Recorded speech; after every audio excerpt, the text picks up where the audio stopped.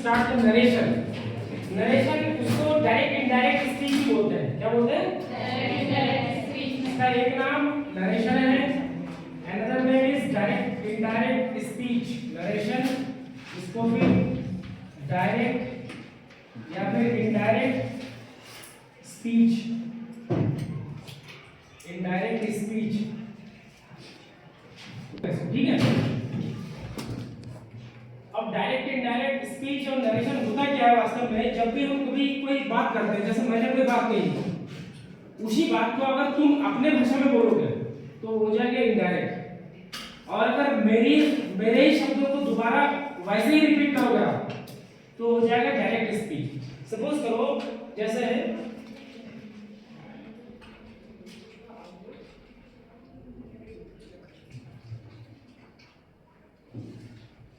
To me, ठीक है, ये इन्वर्टेड कॉमा के बाहर है.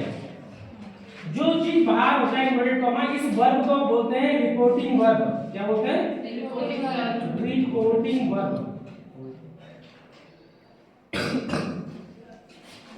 और जो चीज इन्वर्टेड कॉमा के अंदर होता है उसको बोलते हैं रिपोर्टेड स्पीच. Reported speech. यही बात कही गई होती है. सपोज करो आपका कोई फ्रेंड है और वो बोल रहा है I am going to school. तो अगर इसी लहजे में बोल दिया जाए इसको कि my friend said to me I am going to school, तो ये तो हो गया डायरेक्ट स्पीच. डायरेक्ट में बोल दिया, बिल्कुल उसकी बातों को ज्यों का त्यों अगर रिपीट कर रहे हैं हम, तो that is direct speech. I am going to school, तुम भी बोल रहे हो कि I am going to school, तो ये हो गया डायरेक्ट स्पीच. अब उसको हम बदलेंगे अपनी भाषा में. तो जब हम अपनी भाषा में बदलते हैं कि मेरे दोस्त ने कहा कि वो स्कूल जा रहा था, अब हमने उसके सेंटेंस को, उसकी स्पीच को बदल दिया है, तो इसको बोलते हैं इनडायरेक्ट स्पीच. तो बदलने के कुछ नियम है इसमें. पहली बात तो ये हम जान लेंगे कि कोई जरूरी नहीं है कि रिपोर्टिंग वर्ब पहले आए और ये बाद में आए. ये पहले भी आ सकता है. I am going to market, inverted comma closed, my friend said. ठीक है, ऐसे भी आ सकता है. हमें ध्यान देना है कि इसके अंदर जो सेंटेंस है, इसके अंदर जो सेंटेंस है वो कैसा सेंटेंस है. वो अगर सेंटेंस मैंने आपको पहले ही बताया, फिर से आज एक बार लास्ट बार बता रहा हूं. एक होता है स्टेटमेंट. क्या होता है? स्टेटमेंट. स्टेटमेंट जिसमें एक बात कही जाती है. कोई भी हम बात कर रहे हैं, I am a teacher, you are a student, एक स्टेटमेंट दिया जा रहा है ना, आपसे कुछ पूछा जा रहा है, तो कुछ भी नहीं किया जा रहा, उसमें एक बात कही जा रही है, दैट इज अ स्टेटमेंट. दूसरा होता है interrogative. Interrogative means question. Interrogative.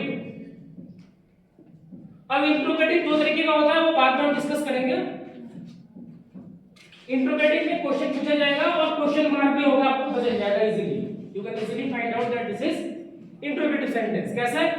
There will be question mark at the last of the sentence. So it is interrogative.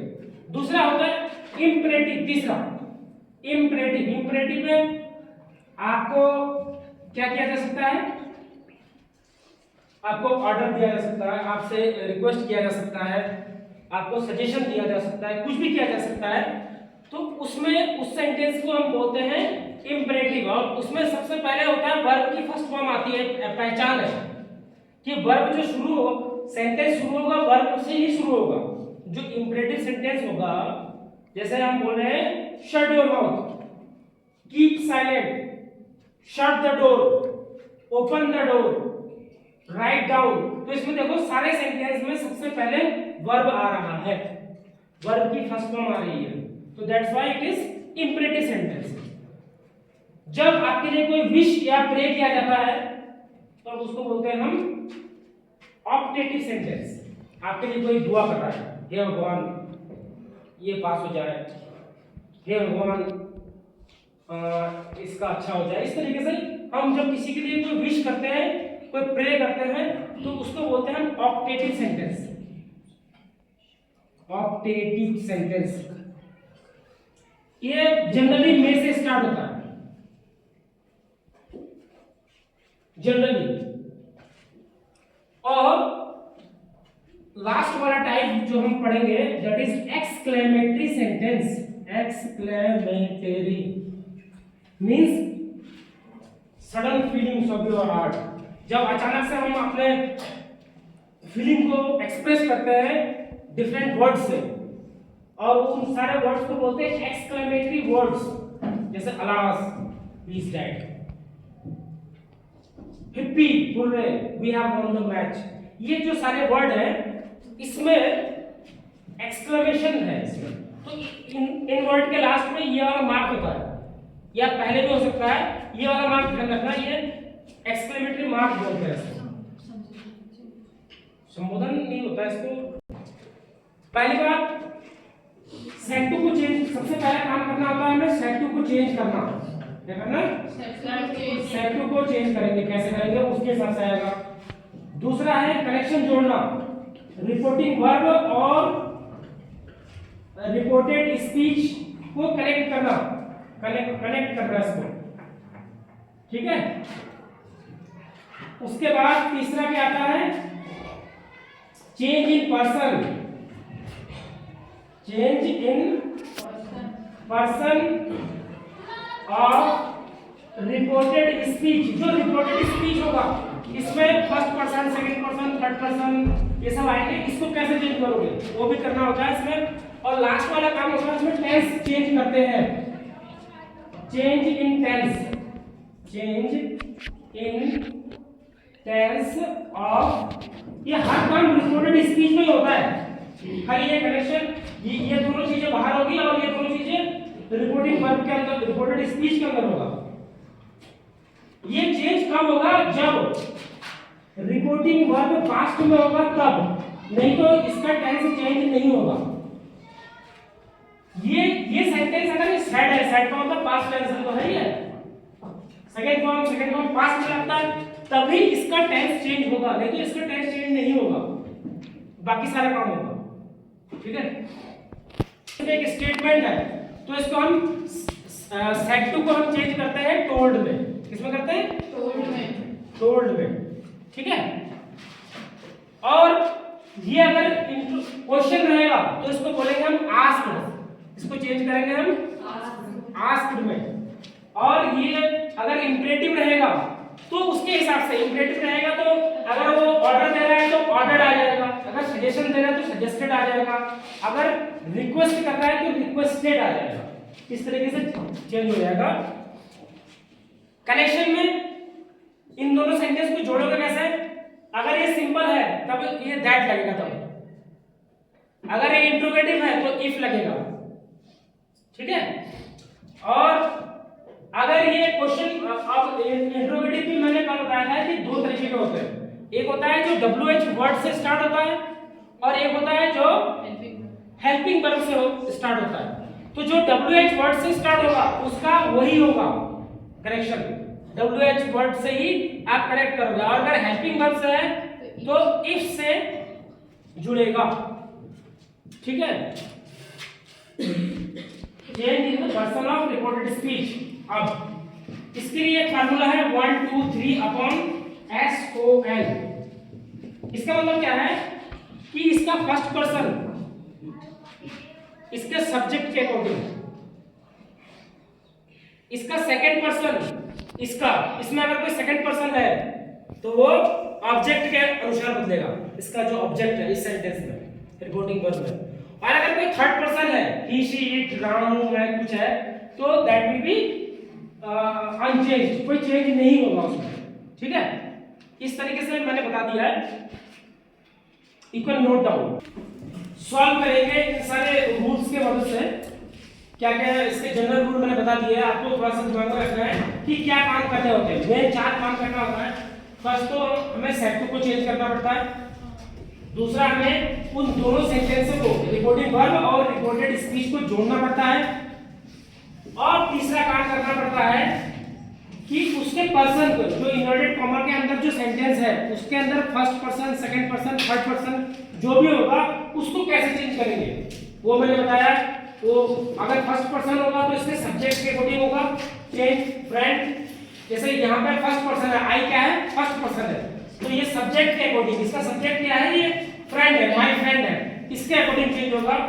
अगर वहां पे यू होता, सेकंड पर्सन होता, तो यहाँ पे ऑब्जेक्ट मी के अकॉर्डिंग चेंज होता, और अगर वहां पे थर्ड पर्सन होता तो वो उसमें कोई चेंज नहीं होता, एंड माने नो चेंज। ठीक है, लास्ट वाला है, ये तभी होगा जब ये वाला सेंटेंस पास्ट में होगा, यानी कि सेड होगा, सेज या से आएगा तो फिर उसका टेंस चेंज नहीं होगा। तो ध्यान देना, change in the tense of reported speech, जब रिपोर्टिंग वर्ब पास्ट टेंस में हो तब, नहीं तो टेंस चेंज नहीं होगा, बाकी ये तीनों काम होगा। क्लियर है यहां तक ना? एज ध्यान देना सामने, वो मैं इसलिए नहीं मिटा रहा हूं कि उसको देखकर आपको अभी समझाया जाएगा कि क्या इसको कैसे आप चेंज करोगे सेट टू को। और तो ये इसमें हम ये देख रहे हैं कि ये जो सेंटेंस की टाइप है on the basis of their meaning, ठीक है, ये जो है बहुत इंपॉर्टेंट हो जाता है, इसको आप समझना है आपको। इसी के हिसाब से तो दो तीन काम इसी के हिसाब से हो रहा है ना। आप सेट टू को कैसे चेंज करोगे, इसके हिसाब से हो रहा है। आप दोनों सेंटेंस को, रिपोर्टिंग वर्ब और रिपोर्टेड स्पीच को कैसे जोड़ोगे, वो भी इसी के हिसाब से हो रहा है। तो ये जानना बहुत जरूरी है, इसको समझना बहुत जरूरी है। ये अगर समझ में आ जाएगा तो आप ये दो काम बड़े आराम से कर लोगे। सेट टू को कैसे चेंज करना है और उनको जोड़ना कैसे है, ये दो काम हो जाएगा। बाकी दो काम वो बहुत इजी है। एक 1 2 3 अपॉन सन, ये फर्स्ट पर्सन सब्जेक्ट के अकॉर्डिंग, उसका फर्स्ट पर्सन इसके सब्जेक्ट के अकॉर्डिंग, रिपोर्टेड स्पीच का और ये रिपोर्टिंग वर्ब का ही है, ध्यान देना जरा। ठीक, तो उसका अगर फर्स्ट पर्सन चेंज करना है, इसके सब्जेक्ट के अकॉर्डिंग चेंज होगा। उसका अगर सेकंड पर्सन होगा तो इसके ऑब्जेक्ट के अकॉर्डिंग चेंज होगा, ऑब्जेक्ट इसमें मी है। और अगर उसमें थर्ड पर्सन है तो एंड मींस नो चेंज, कोई चेंज नहीं होगा, तो जैसे का तैसा ही रहेगा। Is that clear? Okay, now let's do this question. ये इसको चेंज करेंगे हम, माय फ्रेंड लिखे हैं। अब ये सेट टू सबसे पहले चेंज करना होता है, तो सेट टू टोल्ड क्यों आएगा, क्योंकि ये स्टेटमेंट है। ये जब जब स्टेटमेंट होगा तब तब इसमें हम सेट टू को टोल्ड करेंगे। टोल्ड के बाद टू नहीं लगाएंगे, पूरे सेट टू को हमने चेंज कर दिया। ध्यान देना जरा, ये पूरे सेट टू को हमने चेंज किया। ठीक, उसके बाद टोल्ड के बाद ये मी यहाँ पे दोबारा आ जाएगा। अब ये कॉमा और इन्वर्टेड कॉमा दोनों ही हट जाएगा, क्योंकि हम इसको अपनी भाषा में चेंज कर रहे हैं, इसीलिए ये नहीं रहेगा, कॉमा भी नहीं रहेगा, इन्वर्टेड कॉमा भी। अब आई है, आई क्या है, फर्स्ट पर्सन है, क्या है, फर्स्ट पर्सन है। तो फर्स्ट पर्सन इसके सब्जेक्ट, इसका सब्जेक्ट क्या है, माय फ्रेंड, तो माय फ्रेंड को हम ही भी लिख सकते हैं। मेरे फ्रेंड ने मुझसे कहा कि वह, वो, तो ही लिखेंगे हम, क्या लिखेंगे, आई को बना देंगे ही। हमने ये पर्सन भी चेंज कर दिया, इसका तीन काम कर दिया हमने अभी तक।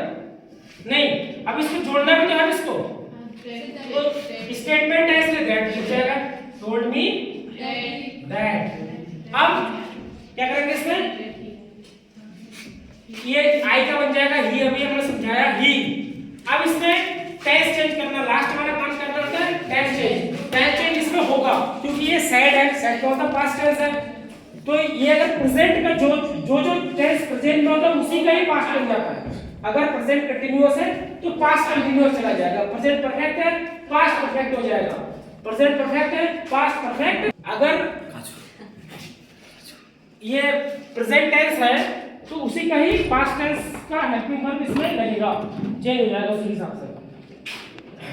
तो क्या हो जाएगा, दैट ही, अब एम ही के साथ वाज लगेगा, वाज, और ये गोइंग टू, बाकी सब हो जाएगा, गोइंग टू स्कूल। अब ये इधर वाला भी इन्वर्टेड कॉमा हट जाएगा, खाली फुल स्टॉप आएगा। ठीक है, इज दैट क्लियर? खाली स्टेटमेंट वाला क्लियर कर लो, बाकी एक एक करके ये इंट्रोगेटिव के भी बताया जाएगा, इम्परेटिव का भी बताया जाएगा, आगे आने वाले क्लासों में, और ऑपरेटिव ये सबका अलग अलग बताऊंगा। आज मैंने स्टेटमेंट का क्लियर कर दिया, स्टेटमेंट ऐसा होता है, ठीक है। स्टेटमेंट को चेंज करने का नियम बता दिया। ये इसमें गलती नहीं होनी चाहिए, लास्ट ईयर में कराया था।